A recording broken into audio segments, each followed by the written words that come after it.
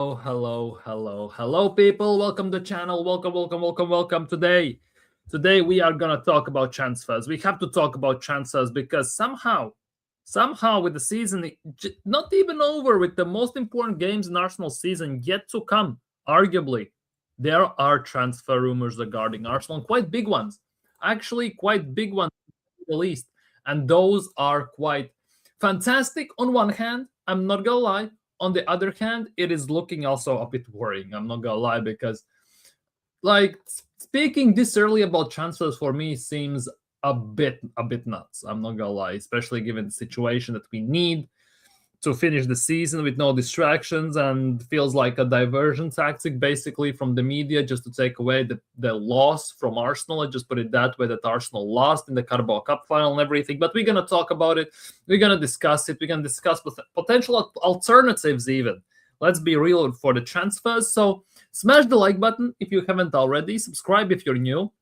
And don't forget to leave your thoughts in the live chat about these things, because this is definitely gonna get very, and I mean very interesting. Let's just say it as it is. Probably a lie with Kvaratskhelia. Any decent player doesn't want to play with this tyrant. Lewis is so good at this natural mid position, drives forward, but Arteta can't see it. Maybe he could do a Serge Gnabry type of player Lewis end up as. It could be, and that is one of the biggest worries, because Skelly, Vanieri both are in those positions where basically they have to play for our team. They are actually good enough to play, but they don't, because Arteta refuses to. They're getting loaned out multiple times. No, not multiple times, but it looks like some of them might be leaving. And in the end of the day, that means we could be looking at another Serge Gnabry situation where Arsenal loans them out, then they sell, and at the end of the day, it turns into a nightmare for Arsenal once again. And that is one of the worst things that actually could happen to Arsenal. That is one of the things I don't want to see happen at Arsenal once again. But definitely, it is a bit of a worry. Let's just put it that way regarding those two. Big up Mubarak, big up. Well, with this signing, Arsenal would have a formidable front line. Yes, it would. But with Arteta in charge, it means nothing. We technically have the hardest striker in Europe from the last few seasons, and we have seen how he plays for Arsenal, how Arteta utilizes him. So it says nothing, because the way we are playing, the way we are doing things. Sorry, my camera just did a madness. It basically means that the Arteta could have prime Messi, prime R9, prime Maradona, prime CR7, and everything, and he still would make them track back and make them look basically useless. And that is just a no-go. On paper, yes, the front line should be fantastic if we would get those players, but in reality, it would look still like a nightmare. Didn't Top Gunners say we have the best squad, so why we need more additions? Exactly. We have the best squad, according to Top Gunners. We have the best squad in Europe, best depth in the league, and the best manager in the league and the world, pretty much. So why do we need any of all those things? Go figure. Go figure. Despite the fact that they are openly admitting that we need a left wing, we need a midfielder, we need a left back, maybe even a right back. Despite that, hey, it's going all over the place. Let's be real. Let's just say it as it is. It is going all over the place in that regard. Let's be real, people. But I want to start today off with this, which seems like a far-fetched idea for us to sign one of them. The other one is actually a bit more realistic, and that is a bit worrying. Let's just put it that way. Kvaratskhelia and Anthony Gordon have both been monitored and are transfer targets for Arsenal as they look to sign a left winger this summer, which on paper looks great. I want a left winger at Arsenal. I want actually two, to be honest. We potentially might need left wingers at Arsenal. And for me personally, there was Kvaratskhelia. We didn't get him because, well, we are cheapskates. Let's be real. In January, we could go for Yildiz. There have been random talks about Rafael and players like that, but at the end of the day, we have landed on Kvaratskhelia and Anthony Gordon at this time. And the thing is, about Kvaratskhelia, they are saying, well, the media are suggesting that it's going to be a tough deal to pull off, because it seems more impossible than anything, because Kvaratskhelia feels happy at the PSG. He's being considered one of their best and more important players. And there is no reason why Kvaratskhelia would leave at this stage, especially under Luis Enrique, PSG. He gets paid well. They're gonna win the league most likely. They're gonna win the Coupe de France most likely, and they are always within a decent shot to win Champions League. So they are up for the treble every single season. Like, obviously, you have heard also professional players to say going to French league is a bit weird. It's a bit worrisome because how can you improve when you play against teams like Troyes and Guingamp and teams like that? But at the end of the day, well, you go there, you win, and the biggest challenge for you is Champions League to a degree. Obviously, with Kvaratskhelia going there as well, that's good for them. That's bad for us because we had a shot to sign him and we didn't, and that's on us. That's on Arteta. That's on what's its face. That's on Josh Kroenke at the end of the day. It is what it is. And the other one is Anthony Gordon, apparently. And Arsenal have been linked with Anthony Gordon for quite a while. Let's just put it that way. Arsenal being linked with Gordon more or less, more vaguely, more directly over the course of the whole season, to be honest, to a degree, if we are looking at this, right? And with me, with Gordon, as much as Gordon is doing well for Newcastle, I'm not the biggest fan of Anthony Gordon. Personally, for me, I would not want him at Arsenal because one thing that Gordon is doing, he works very, very, very hard on defense as well. He tracks back, which on paper sounds like out-and-out Mikel Arteta type of player. Like Martinelli is for Arsenal, best defensive left winger in the world. Let's just put it that way, as the top Gunners are classifying Martinelli these days. And that's what Gordon screams to me. He has the pace. He works hard on defense. He has better finishing. Let's be real. He used to be a striker to a degree at Everton. And again, his best position, you could argue, is also the striker position, not even the wing position, potentially. And that, again, screams hand in hand like Martinelli. For me, it's an improvement on Martinelli, but that's just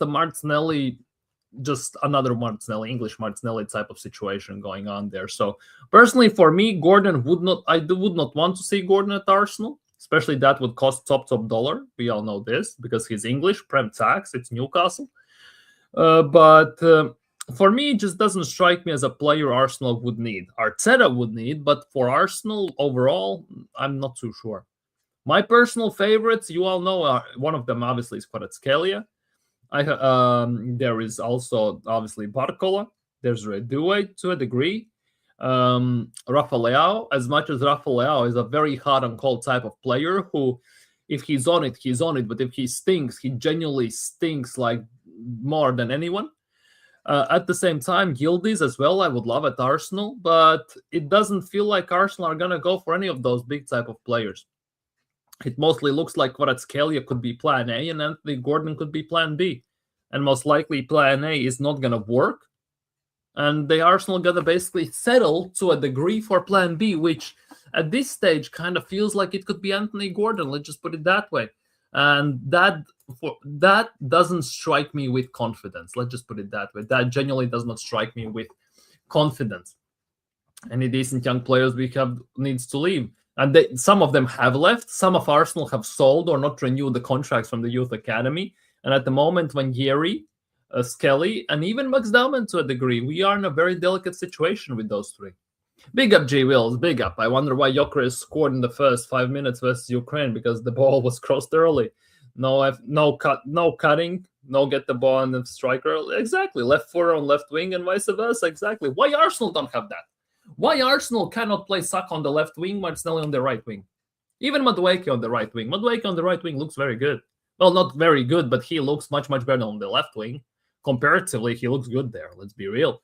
And I've been saying this for countless streams, countless months, that Arsenal should be playing Saka on the left wing. Or if Arteta insists on playing him right wing, mid-game, if shit hits the fan or something's not working or he's getting too much teamed up on, switch wings. Genuinely, switch wings and throw defenders off balance for the opposing side because everyone knows that Saka is going to be on the right and they focus on that. Switch wings, swap them around, change the dynamic and everything. And at the end of the day, Arteta does none of that. For me personally, Saka on the left side, strong foot on the outside. He can also still cut in because he has a decent weak foot. But mostly he can actually whip in a cross, an early cross as well, to matter of fact, because it's on the outside. It's harder to block. It's harder to get at, and he would actually feel, in my opinion, to be much more comfortable on the ball in that side. There's no Odegaard on that side. Maybe less recycling the ball as well. By the way, big up Cooper. Big up Cooper. Big up Hyper Protagonist too. What's up, my guy? Smash the likes, people, and subscribe if you haven't already. Kvaratskhelia or Yildiz, and I'll take Bruno Guimaraes. I would take Bruno Guimaraes at this club in a heartbeat as well. Just like Sandro Tonali, to be honest. You think Arteta could change if he leaves, as the PR and the power won't be that much? Could change? What do you mean could change? I listened to the press conference like he's been given too much power. He has been given too much power. Let's be real. He has stepped on some toes. He's like an octopus, basically. He has his hand in every single cookie jar at the club, right? And it is worrying because when you give people too much power, it tends to cause more chaos than actually help the system in general. And if you mean by Arteta could change, what do you mean by Arteta could change? Or do you mean would Arteta leave, as the PR power wouldn't be that much? Big up catch. Big up catch. Arsenal should not sell Myles Lewis-Skelly. He's a talent from Arsenal youth rank. We cannot give Man United for that. Exactly. Let's be real. Man United are going to play him left wing. And at some point, they're going to try him in midfield. And once he plays in that midfield, they're going to have a player for the future. And that is the biggest thing. And looking at, for me, for Arsenal, for me personally, the biggest rivalry in Premier League with Arsenal, for Arsenal, is United. The Wenger-Fergie days and all this stuff. And to even think about selling one of your youth players, on the most promising ones that already is a senior team player who was the youth player of the year last year and everything, to your quote-unquote direct rival, just seems unacceptable to me. Like it just is just insane to even think about and even to fathom in my eyes. But for other people, it's just nothing. They just won't get it. Let's be real. Who's that USA striker, top goal scorer a few years back? We sold him. Florin Balogun. Just like that. Florin Balogun as well. He used to be with us. He went out on loans. Arteta didn't want to play him. He didn't play in Premier League for us. And Arsenal sold him, just like Mika Biereth. Mika Biereth as well. Fantastic, phenomenal talent, under 18s, under 16s, and all this crap. Arsenal buy him from Fulham, right? Fulham Academy. Loan him out to Vijalvik in Netherlands or something like that. Then loan him out to Hearts. Then mid-season cancel the loan to Hearts. Loan him out to Sturm Graz. In Sturm Graz, he plays phenomenally. They win. He comes back. Now, in summer, for 3 million last year, we sold him to Sturm Graz. He played there for half a season. And then Monaco bought him for 13 million. Instantly, 4 times the profit. Instantly. They bought him to Monaco. And for Monaco, that half season last year, from late January till end of the season, he outscored alone every single Arsenal player that has played for Arsenal last year full season. He finished on about 14, 15 goals. Like, that's almost double what the high scorer for Arsenal last year got. Like, make that make sense. No young players. Chidobe Martin, by the way, he pieced the scene instantly to United. And United at that time was a total and sheer utter mess. What does that tell you about this club and about the manager? I agree, exactly. You mean change his tactics? Well, I'm not gonna lie. When we signed Gyökeres, that was my silver lining on a dark cloud with hopes that Arteta will change the tactics. Because Gyökeres does not play how Arteta played last year and the year before after 22-23 season. Unfortunately, we have signed Gyökeres, still persists to play the way we played before, which basically puts Gyökeres at a massive disadvantage. Gyökeres is 27, almost 28. It's too late to mold him into something that he cannot be. You cannot teach old dog new tricks. You play to his strengths and see what happens. But Arsenal somehow are envisioning this going. Arteta is envisioning this going some other way, and it's really, really frustrating. Let's be real, to say the least. And he's not going to change. Like 6.5 years, and he's stubborn as they come. Man United only buy quality from us, like Van Persie, Sanchez. We buy crap from rivals. Yeah, but for Man United, I think some things have changed at the moment for Man United, right? And so they might actually, and Skelly could be for the future as well. Skelly could actually work. And if Carrick stays, for example, or Man United gets a proper manager, there have been random rumors. I don't think it's going to happen at all, but that they might get Luis Enrique or Unai Emery or someone like that. For me personally, Emery or Enrique with Myles Lewis-Skelly, they could do wonders with him instantly. And that for me is a big worry, because if I see Myles Lewis-Skelly go to United and he absolutely blitzes it out of the park, I will be even more pissed than I was even if we sell him. Saka needs to be left wing now. The cutting approach has not been working for a while, for a long time. Yeah, that approach also starves the striker. Instead of wingers crossing it early, as always, try to shoot or cut back. Exactly. That absolutely disrupts the momentum of the attack as a whole, and also screws up the timing, the run, the open spaces that Gyökeres puts himself into. And Saka, for example, just doesn't pass to him because he wants to cut back. Putting it on him on the left and allowing him to cross early, low drivens, high-end crosses, mid-level crosses, and everything, where defenders are tracking back to try catch up with Gyökeres and are on the back foot. Gyökeres would thrive on that, in my opinion. Just bench Saka. He has been playing so bad that he does not deserve a starting spot. To be honest, that's also true. 300 grand a week for that crap? No chance in hell. No chance in hell. Let's be real. Just bench Saka, yeah. He doesn't deserve this. Doesn't deserve the starts. His performances over the last year and a half have been absolutely shambolic overall. There have been some glimpses of shining lights, let's be real, in certain games, in certain moments, but overall, it's been quite dire. We need a new manager before we bring in any attackers. No attacker on the planet can thrive under Arteta's approach. True. He ruined Golden Boot winning Aubameyang. Seriously, he ruined him. He ruined Lacazette. And those two under Emery were bopping everyone off the park. They were playing some fantastic combinations and they were scoring goals for fun. Emery was using Martinelli as a number 9, and he was also scoring goals for fun. He was very good there, and Arteta absolutely disrupted everything of that. No striker has succeeded under Arteta. Yeah, yet Gyökeres somehow has 15 goals in all comps as well, by the way. We could have got 20 with him, to be honest, more.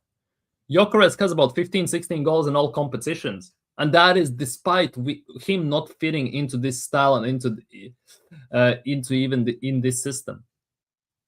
Can you imagine if we played to Gyökeres' strengths, if we actually utilized our team and we played attacking football to cater Gyökeres? Gyökeres, in my opinion, would be on about 25, 30 goals all competitions this season, without shadow of a doubt.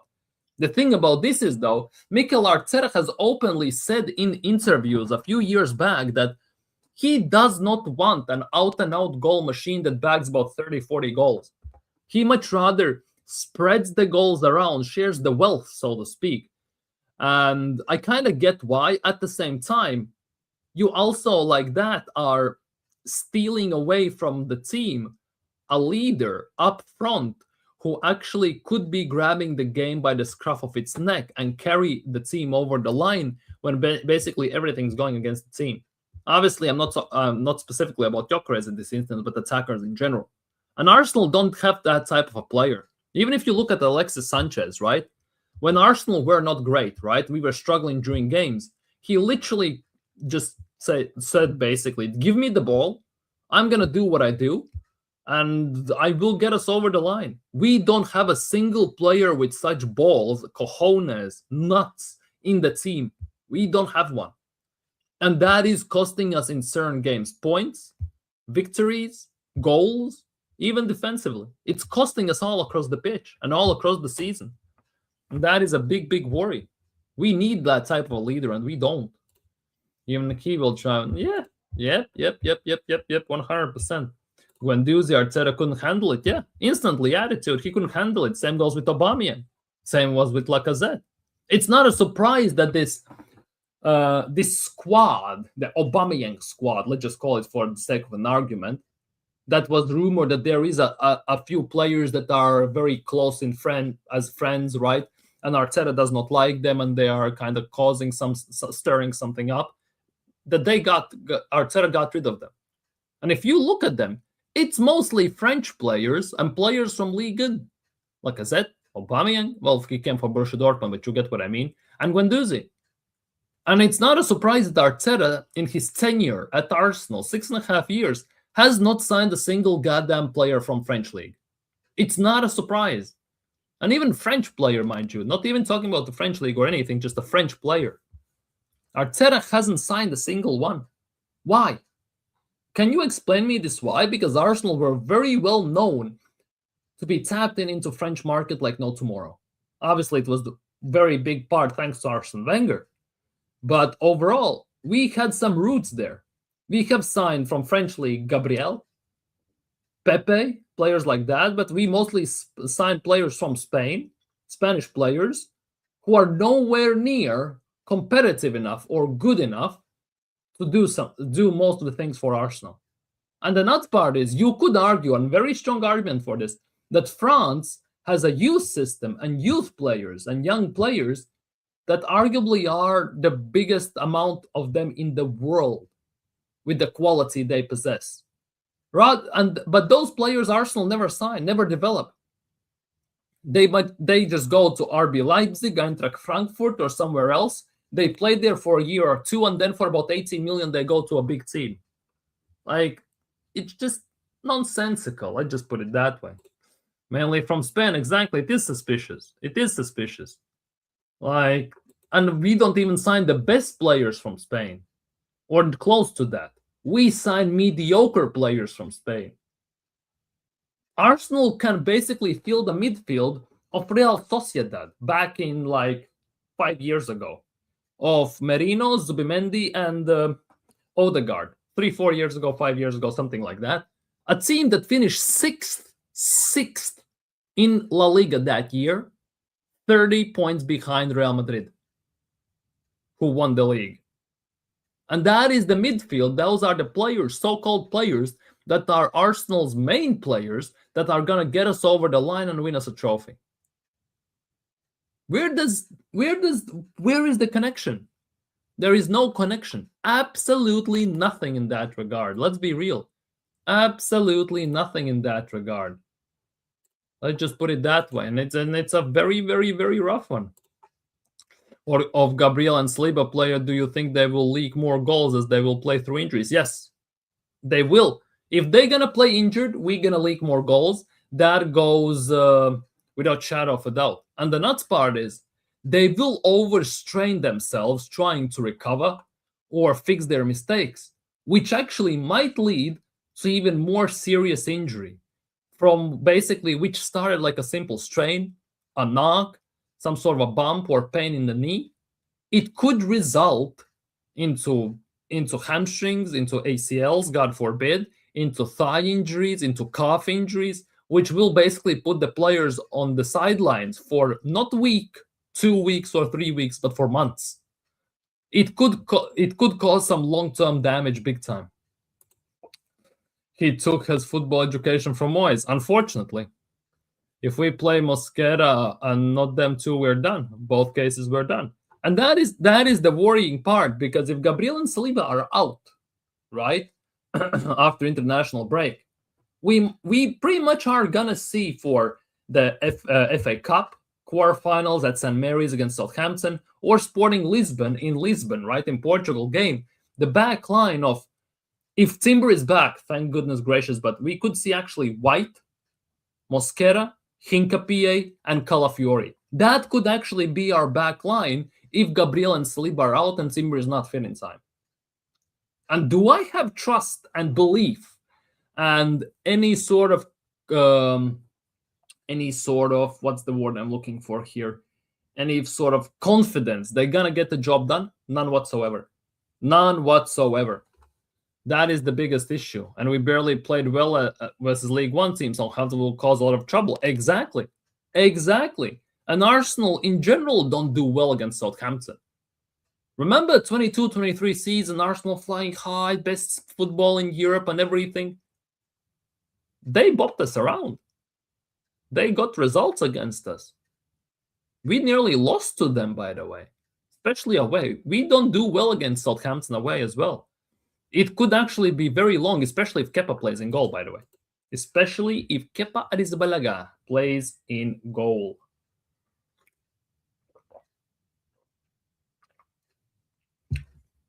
And that is a worry. Anyhow, into some other news. Julián Álvarez, a player I would absolutely love at Arsenal as well. And the way we are playing football, actually, he would suit us more than Gyökeres. I'm not gonna lie. Because the way we play football, we need the complete package in that number 9. A player that can score, that can dribble, that can hold up, that can shoot, that has decent pace, and that has very good passing to distribute the ball and share the ball around. And obviously, for me personally, Julián Álvarez ticks all the boxes in that regard. Gyökeres just ticks half of them, right? But I'm happy that we signed Gyökeres. Don't get me wrong, but Julián Álvarez would be the ideal scenario in this regard. The issue about this is, as it states here, Arteta is known to greatly admire Julián Álvarez. That's going to be one of the buzzwords we're going to hear through the summer. Let's be real. But there is currently no prospect of Arsenal paying a fee of at least 100 million euros, which is about what, 90 million pounds, something like that, that Atletico Madrid would want. So basically what they're saying, there is no chance in hell Arsenal are signing Julián Álvarez this summer. Let's be real. Let's just say it as it is. Let's not beat around the bush here. Unless Andrea Berta does some maza there. Unless Andrea Berta pulls up some connections, since he's also from Atletico Madrid, let's be real, and does some madness there, without shadow of doubt. If that doesn't happen, it's going to be long, very long to say the least. But hey, it's going to be one of those summers once again, I guess. Do you think if we have another summer, the board ain't giving him much to waste? I think this summer strictly depends on how this season is going to finish. I genuinely believe that this summer strictly depends how this season is going to finish, how much money the manager is going to get, and more importantly than anything, who is going to be the manager. Because we have all heard the rumors that Josh Kroenke has set the ultimatum for Arteta to win the Premier League. If not, he's gone. So Arteta will double down on Premier League at some point, where maybe in other competitions that we are in, it looks a bit bleak. Let's just put it that way. And at the moment, being 9 points clear, if we don't win the league, we're going to look like the ballers of the century. Let's just put it that way. And Arteta will be gone. I think if we get a new manager in, if Arteta leaves, there will be backing and there will be different type and style of signings that we most likely would see under Mikel Arteta. I'm going to be honest with you. If we get a different manager, if Arteta, for example, leaves, right? If he doesn't win anything or something like that, the new manager will have different direction, different ideas, different formula for success. And that means different direction also in the transfer market. And I think Andrea Berta as well is preparing for that. I think he's already fully prepared for that, in my opinion, because the way he's going about things, the way he's doing things, the name that he possesses, the backbone that he possesses, I strongly believe that it's going to be very, very, very, very interesting summer. But again, depends on how the season goes, how the season finishes, in that regard. When Arsenal hype up some transfer rumor, it means they will not buy players. Exactly. Those rumors is to satisfy the demand of Arsenal fans to keep them happy. Yeah, exactly. That's why I strongly believe that at this stage of the season, when it's late March, Arsenal are in a title race. Arsenal are in the quarterfinals of FA Cup and Carabao Cup. This is just a distraction, just to make Arsenal fans happy, jolly, rainbows and sunshine and unicorns and all this stuff, because we lost the Carabao Cup final. It's basically to divert attention.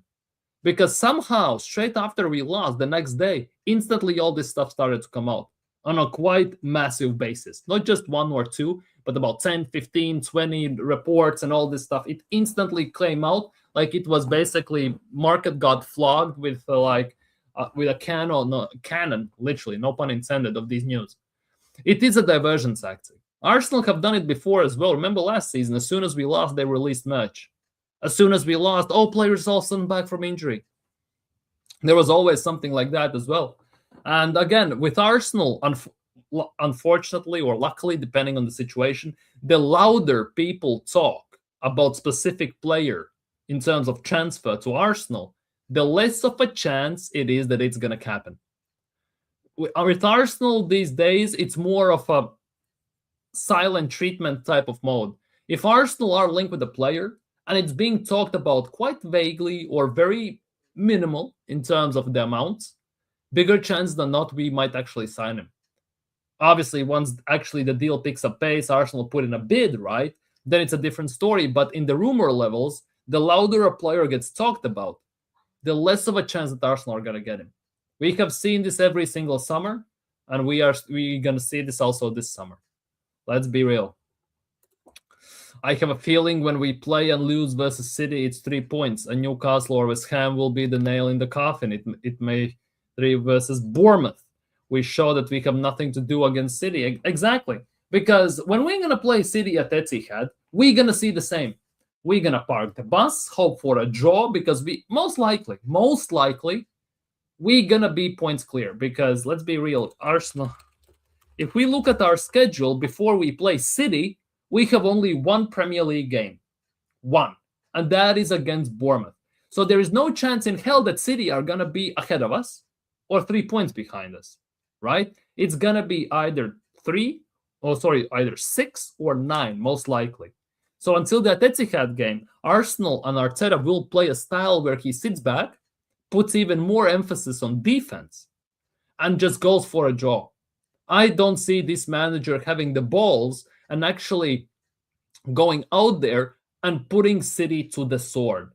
Arsenal don't do well at Etihad because this manager is a coward. Many teams go there, play with them toe-to-toe, and they actually can get the result out of them. City can be gotten at if you have the courage. And it's very evident that this manager does not. Arteta will think that getting a point in this Etihad game will most likely secure him the title. But it's not going to be the case because City have a game in hand. Until that game happens, I'm going to reiterate this. It's a win for City. So it's 6 points. If we lose at Etihad, it's 3 points. And from then, it's anybody's game. We still have to play Newcastle at home. Bournemouth, obviously, before that at home. We still have to play West Ham away. We have Crystal Palace away. We have Fulham at home. Burnley at home. We have quite a few teams that are fighting for something in the league. And it's going to be very interesting to see how Arsenal handle, for example, West Ham, who are fighting the relegation battle against Spurs and Nottingham Forest. It's going to be interesting to see how Arsenal fare with that. Because Nottingham Forest just got a result against City. Make from that what you will. And they're going to be prepared. West Ham don't have like 2 games a week, 3 games a week. They have 1. Arsenal have loads of them, plus the injuries, plus the manager and everything. It's long. Big up, Godfrey. Big up, Godfrey. Hope you're doing well today, brother. The best chance we have at being City was last season, but Trossard got himself sent off. Yeah, the moron. Kicked the ball away, got the second yellow and the red. Last year was the best chance. This year, right now, after this Carabao Cup, Arsenal have given City the edge and the hope and the trust that they can do it. The weights of mental pressure have shifted very, very heavily in favor of Man City, in my opinion, at the moment. That's their second win. Pep has always said that he loves to win the Carabao Cup in March, so the team goes afterwards for the title because they can do it. They know they can do it. They get the second win. It's an emotional lift, and they go and they know they can achieve it. And I think it could happen once again. We need to stop being so conservative and play them at their own game. Exactly. We need to basically play at their own game or impose certain things. And Arsenal don't do that. Arsenal don't impose, unfortunately. And we're going to sit back. And Newcastle have something against us. They tend to be our team. We drop. Yeah. Bournemouth versus Arsenal. That's pretty. Yeah. That also will be a tough one. Arsenal don't have an easy schedule towards the end part of the season. Because if you look at Arsenal's schedule, by the way, Arsenal's schedule in Premier League, it's not looking too great, is it? We have Southampton after international break. We have Sporting away, which is going to be rough with injuries. Bournemouth at home, Sporting at home, right? And then it begins. City away, Newcastle at home, Fulham at home, West Ham away, Burnley at home, and Crystal Palace away. All the bogey teams for Arsenal. We tend to struggle against Fulham in recent times. We struggle against Newcastle. We struggle against West Ham. Burnley, it's going to be interesting to see, but Burnley definitely will want to go out with a bang out of Premier League. And Crystal Palace, you never know what you're going to get.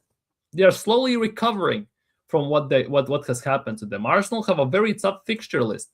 And if we look at Man City, right? Manchester City's schedule, right? We just saw all Arsenal's schedule, right? Let's look at City's.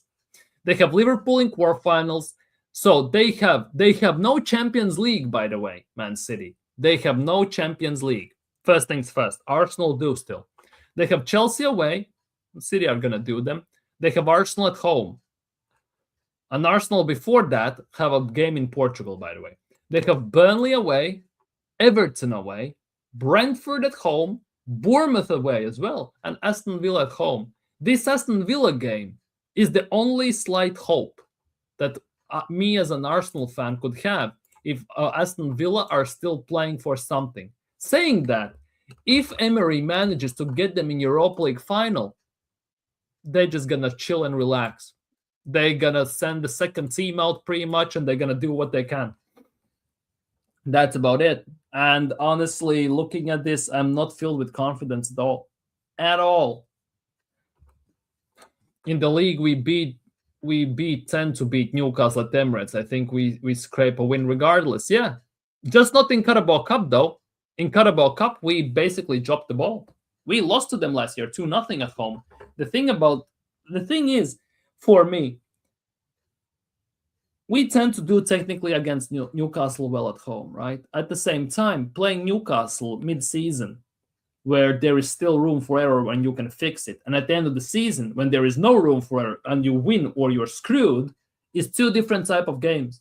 The mental pressure that you have in those games is going to play a very big part. Because again, Burnley at home should be an easy win. But playing Burnley on game week 2 at home and playing Burnley in game week 37 at home, two different completely games. And we all know that Arsenal and this team is mentally fragile team.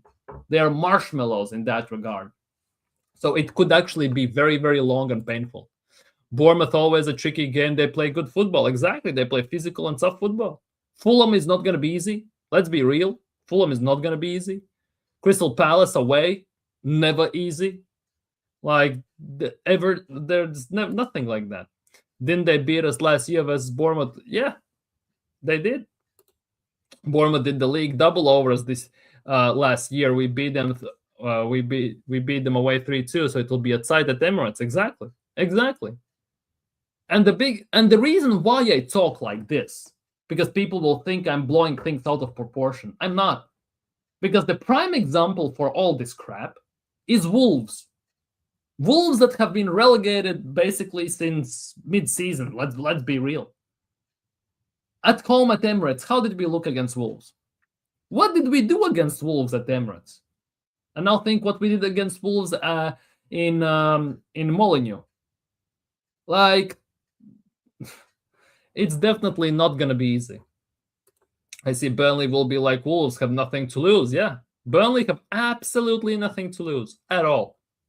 I see us still beating Burnley, but I don't know anymore. It's like if I had a bit more confidence before, I don't anymore. After this Carabao Cup loss, I definitely don't have as much confidence as I used to. And I said this yesterday as well on the stream that there isn't a game as an Arsenal fan this season I have gone into with full-on confidence, chest, and belief that we're gonna win, that we're gonna easily win.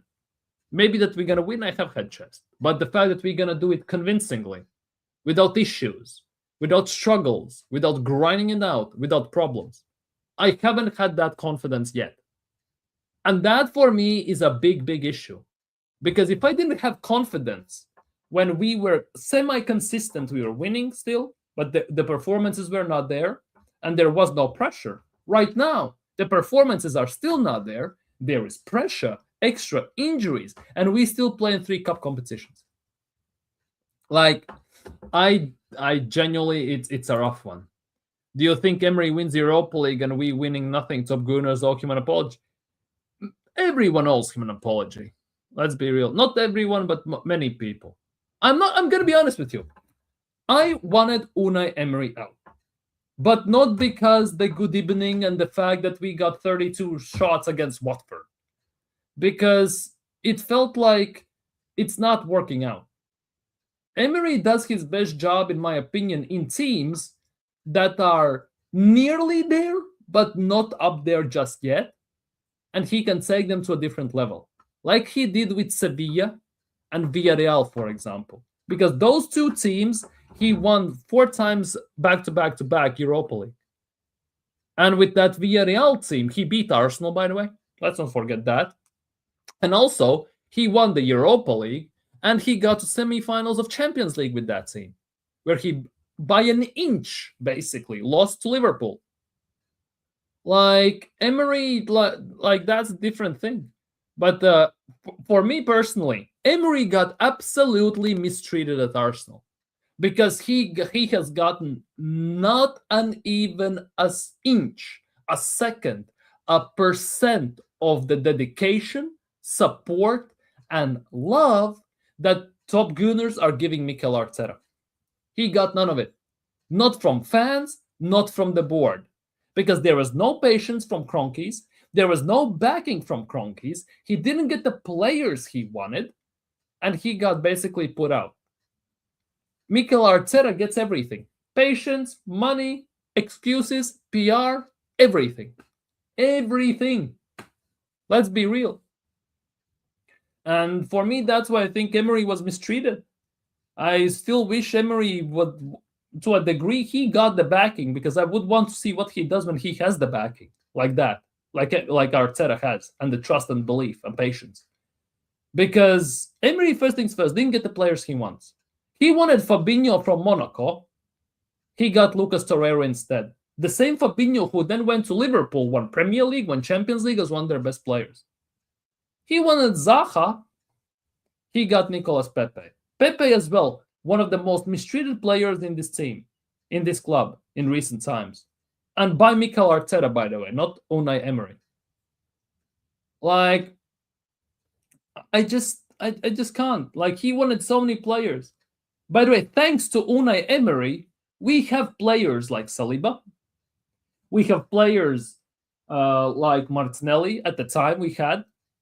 We promoted Emil Smith-Rowe. We promoted Bukayo Saka, by the way, thanks to Unai Emery. People. The players that our team currently is based upon. And the players that are carrying this team, because we are where they are because of them. That's thanks to Unai Emery. But nobody mentions that. Arteta won the FA Cup with Emery's and Wenger's team. Nobody is gonna mention that. Nobody is mentioning that. Everyone's saying Arteta is a genius. But watch, next manager who comes in with the same team Arteta did fuck all with, wins something, it's Arteta's team. This manager is nothing. It's Arteta's team. Yet they didn't have the same chest when Arteta won the FA Cup with Emery's team and Wenger's team. They didn't have anything of that. Like, the double standards are gonna be absolutely insane. Fulham and Palace is difficult. It's gonna be difficult. Unai lost the dressing room, unfortunately. Yeah, Ozil and all this stuff. Because we got 32 shots against Watford. We drew that game 2-2, right? We didn't even lose. We drew 2-2, people, right? Everyone had an issue with that. Almost everyone. Yet nobody had an issue when we drew, I think, against Leeds. It was. And Leeds had 26 shots. Nobody said nothing about that. But as soon as it was Emery, 32 shots against Watford. Enough said? Big up LT Kings. Gyökeres score. Why can't you just use him well? Well, it's Mikel Arteta. It's stubborn, smug prick. It's Arteta way or no way at all. And unfortunately, we are stuck with him until he leaves or he gets sacked. Hopefully, it happens sooner than later, to be honest. I'm not gonna lie, because this is starting to look hella embarrassing. Genuinely, starting to looking hella embarrassing. Let's just put it that way. Wait, let me check some scores. Yeah. Our attack is crap. Any team can defend against us. It's not difficult to defend against us, mostly because if you figure out the way we want to attack, it's easy to defend because we play slow, motionless, pragmatic football, first things first. Second of all, Arteta is not adapting mid-game ever. So you basically can hold the same shape and the same tactics the full 90 minutes. Arteta never adapts. With Emery this time and money, we win European Cup and a league. Yeah, exactly. No doubt at all, especially with the drop-offs the other teams have had. Emery would blitz everyone. And can you imagine how Gyökeres, for example, would look under Unai Emery? Martinelli would have kept developing under Unai Emery. Bukayo Saka as a winger would have kept developing under Unai Emery. Maybe Emery would even use Balogun or Biereth or someone like that. How Skelly would look in the midfield. Like, Emery knows what he's doing. He's a proper tactician and proper manager and a coach. Our attack is so predictable, only looks different when Madueke is there, which is crazy. Yeah. Unless Madueke or Max Dauman play in this team, our attack is as predictable as a house tour. You know where it's going to be the kitchen, the bathroom, bedroom, guest bedroom, the attic, kids' room, and everything. You know where it's all going to be. You know. That's like with our attack. Unless Madueke and Dauman play, who are unpredictable to a degree, we have nothing to a degree. And let's be real. Everyone's screaming, oh, but Saka gets double team upon, triple team upon. Madueke gets the same treatment. Even Dauman gets the same treatment. And yet they somehow get past them. Yet they somehow create something. Yet Bukayo Saka just passes back and recycles the ball or loses the possession and just limps backwards. Yeah, Pepe was a massive scapegoat under Unai Emery. He was a massive scapegoat. Unai got us Saliba, exactly. He got us Saliba, he got us Martinelli, he promoted Smith Rowe Saka, as I said before. The pillars that this team is based upon. The same Saka and the same Emil Smith Rowe, who in 21-22 season saved Mikel Arteta's job. Same Saliba that Arteta nearly sold. Let's be real, he wanted to sell him, but right now he's one of the most important players in the team.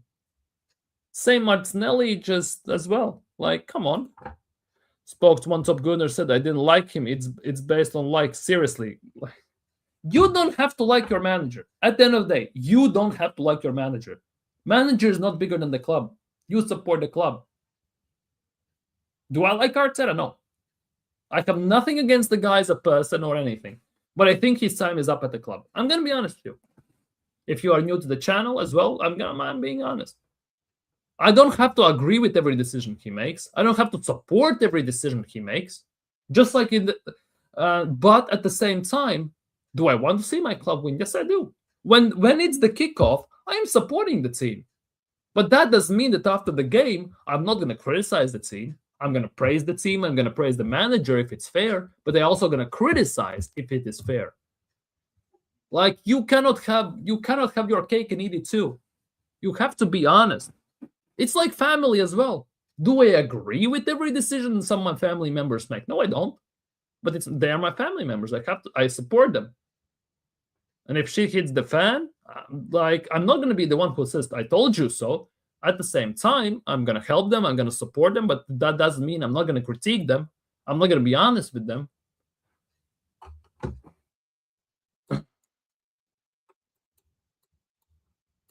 Unai gets the best out of his attackers, exactly. Remember how Aubameyang and Lacazette were balling out under Unai Emery and Pepe as well? Do you remember? We had Golden Boot winning Aubameyang. And in the end, he turned into washed up Shamach.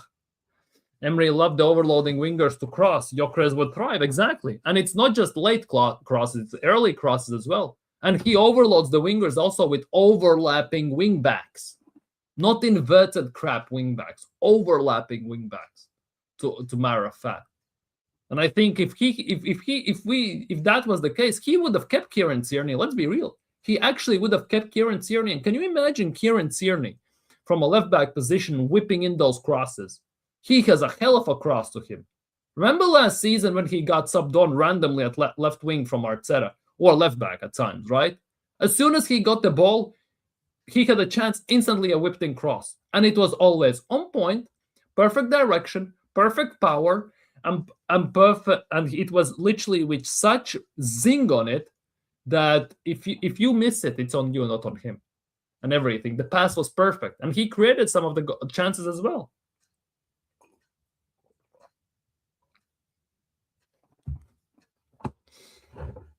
But that is the case. That's the world we're living in. That's the team we are supporting right now, and the manager that we have. Unfortunately. Yeah. Tierney was the best crosser at the ball. He was decent as a left back, decent as a center back. He had a very good cross, low driven as well, not just the air crosses, the high crosses. He had a very decent shot as well on him. Let's be real. Remember the goal against West Brom and everything in the snow and stuff like that. Low-key, he was a cult hero as well, showing up to training in winter in shorts and boxers and t-shirt while everyone's wearing the long sleeves, covering their mouths with masks, with gloves and everything. He just strolls in like it's plus 30 outside. Like, it was insane. I really like Kieran Tierney. He was one of my favorite players at the club at the time. It's just a shame that Arteta had to ruin him as well. Like, not showing no respect to him. Let's just put it that way. Tierney and Martinelli combination, amazing. And yeah, that was fantastic on that side. Arteta hated Tierney because he cannot invert as a midfielder. Exactly. And completely ignore his traditional fullback game. Yeah.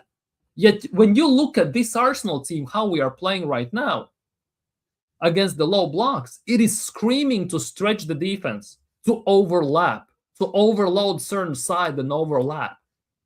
And we are missing Kieran Tierney for that, unfortunately. And it's just a shame. And I also very strongly believe that, remember, last year we sacked Edu, right, in September, as Edu left, right? Ato took his place. Jason Ato sounds like a notepad you buy in a store, but it is what it is. In mid-December, it got announced that Kieran Tierney is going to leave, right? Or early December, mid-December, something like that. And Andrea Berta came in March, early March, late February, early March, right? I still believe that if Andrea Berta would have come in to the club straight after Edu had left, and that was like, let's just say October, I still believe Kieran Tierney would be at this club. I strongly believe so. Very strongly. Because if there was one guy who could have convinced Tierney to stay, it was actually Andrea Berta, definitely. And with having Gyökeres up top and everything, Kieran Tierney could also thrive. Looking at the left back situation, center back situation, that he can play in both places. Like, the sole reason, to be honest, at the end of the day, why Tierney has left the club is because Mikel Arteta cannot adapt. It's his way or the highway. He's a stubborn, smug prick. Big up Rich, by the way. Because he cannot invert, as you're saying here, Catch. That's why basically Kieran Tierney left. It was nothing to do with injuries, let's be real. Yes, Kieran Tierney got injured more than other players, some of the players.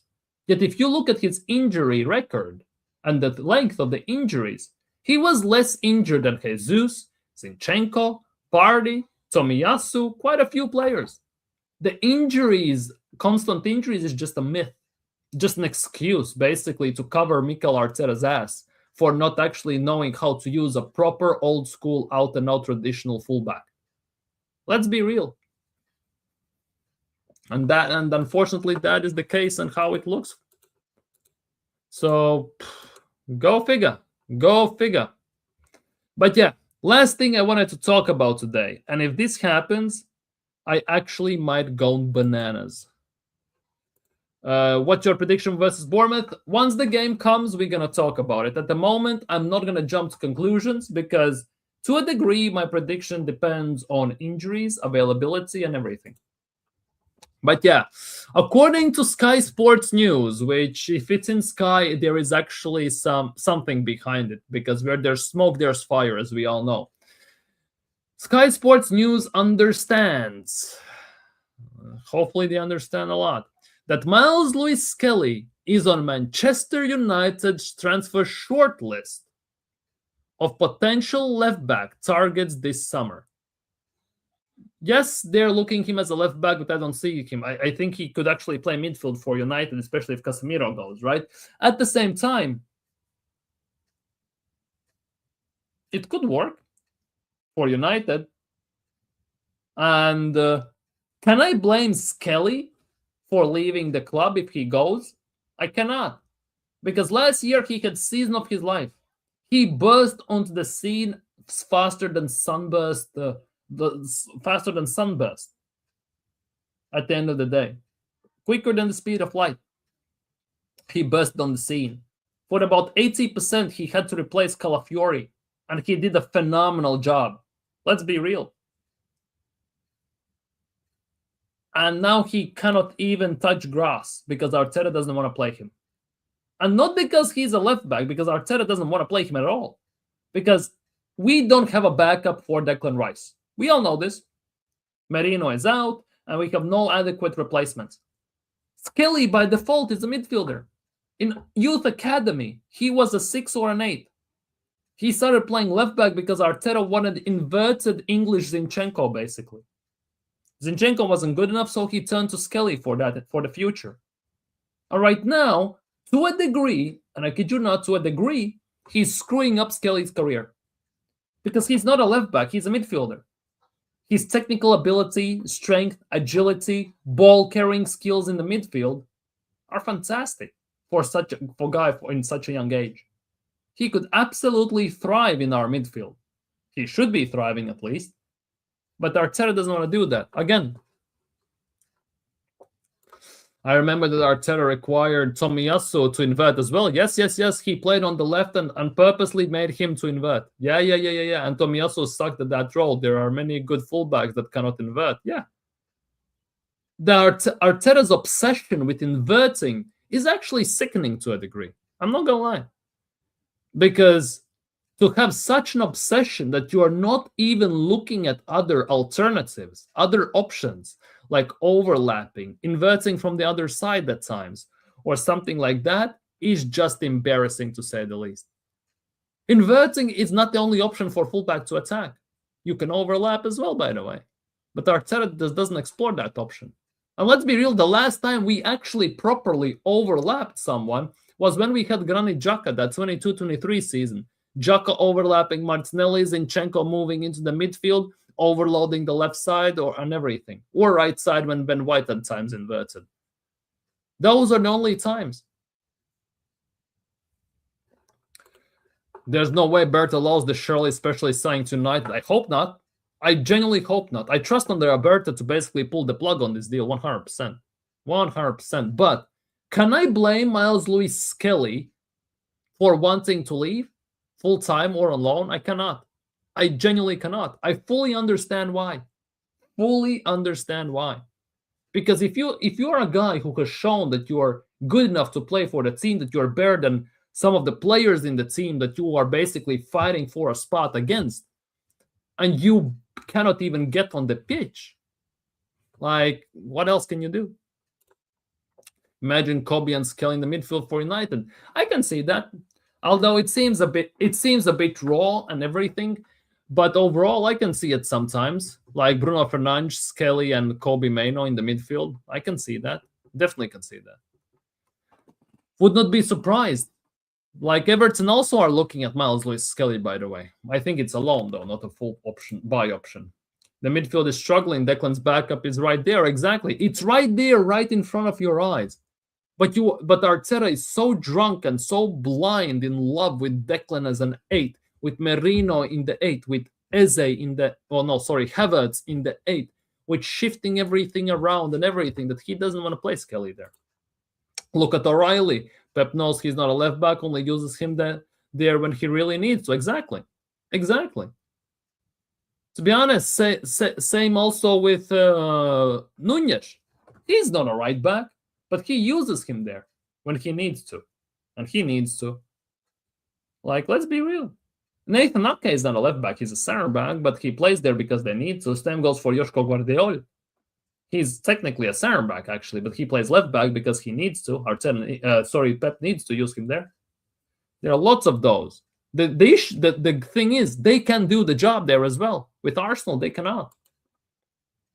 Everton also want Ben White. Yeah, I read that Everton also are looking at Ben White. It's very interesting, like, looking at the right back spot for Everton, like, how is that even going to work out? But Everton are doing some good stuff this season. David Moyes, he's fighting for Europe, by the way. David Moyes is fighting for Europe. Good luck with him, to be honest with that. Hopefully he gets it. Oh, look, Norgard is playing for Denmark as the center back, by the way. Playing a full 90 as a center back. Big up to Norgard. Full 90 as a center back. Not bad. Not bad at all. Full 90 as a center back. Not bad at all for Norgard. There are lots of World Cup qualification promotion games. Ireland are beating Czech Republic 2-1. Denmark beating North Macedonia 1-0. Italy have not scored still against Northern Ireland. It's still 0-0. Poland are losing to Albania at home 1-0, which is very interesting. Matty Cash, Bednarek, Lewandowski all having stinkers. Khvicha having relatively decent game. But Albania have a very good side too. Slovakia, Kosovo 2-2. Sweden have scored. Sweden have scored 2-0. Sweden, people. Wales have scored as well against Bosnia. 1-0 Wales. Dan James has scored. 2-0 Sweden, people. 2-0 Sweden. And can you see this? People, do you see this? Who has scored for Sweden once again? Victor bloody Gyökeres with 2 goals for Sweden. If you attack, if you use the player properly, you get the goals. Unfortunately, at Arsenal, that doesn't seem the case. But Victor Gyökeres has scored 2 goals for Sweden. They're winning 2-0 against Ukraine. They're playing where? Oh, they're playing in Spain. Interesting. But I'm sorry. But yeah, looking pretty damn good. Gyökeres is balling out for Sweden. How is it looking? Gyökeres, 8.1 rating. Nordfeldt, Lindelof, Hein, Lagerbiel, Ayari, Karlström, Gudmundsson, Eigren, Elanga, Johansson, Gyökeres. Okay. Trubin, Zabarny, Timchik, Bondar, Mikolenko, Kaluzhny, Yarmoluk, Tsigankov, Sudakov, Zubkov, and Vanat. They actually have a very... Where's Dovbyk? Where is Dovbyk? Injured, right? Yeah, Konoplia, Malenovsky. Oh, some of their best players are injured. Holy crap, to be honest, looking at what's its face as at Ukraine's team. But yeah, Sweden 2-0 up. Sweden are 2-0 up. Gyökeres with 2 goals. It's going quite brazy for them there. Gyökeres actually bags goals. If he actually gets to play properly, let's be real. It's just a mystery. Yeah, Ukraine have a very decent squad. It's just a shame they cannot put it together. Let's just put it that way. They have very good 11 already, but with the injured players out as well. If they had them, they have a very decent squad. They just need a proper manager, unfortunately. I'm like looking at this. Yeah, big up Gyökeres. Big up Victor Gyökeres. 2-0. 2-0 Sweden up. And Gyökeres has scored both of the goals. Victor Gyökeres. Oh. Wouldn't mind Gyökeres doing that for Arsenal. Oh, wait, Arsenal are not doing that. Arsenal are not doing that. Let's be real. Arteta is not doing that and never, I guess, gonna do that. But hey, I guess it is what it is. But people, like the stream. Subscribe if you're new. For today, I'm going to be signing off. I'm going to redirect you to Gianni. He's watching Italy play. For now, take care and see you tomorrow. Peace.